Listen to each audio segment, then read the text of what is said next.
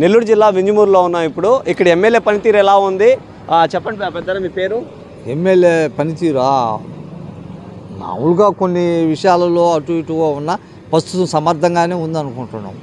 అభివృద్ధి ఎలా ఉంది వింజమూరులో? అభివృద్ధి అంటే తక్కువ సమయం అయింది గవర్నమెంట్ వచ్చిన తర్వాత. 1 సంవత్సరం అనేది తక్కువ సమయమే. అందువల్ల అభివృద్ధి అనేది కానరాదు, సంక్షేమంగా కానొస్తుంటుంది.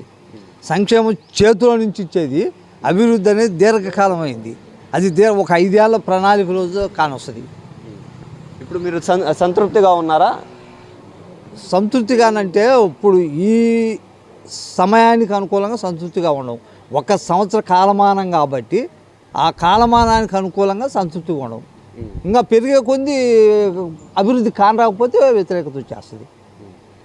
ఈ ప్రభుత్వంలో అంటే మీ ప్రాంతంలో ఎటువంటి అభివృద్ధి జరిగింది ఇప్పటి వరకు? ఇప్పటి వరకు అభివృద్ధి అనేది మామూలుగా కొన్ని విషయాలలో బాగానే జరుగుతుంది.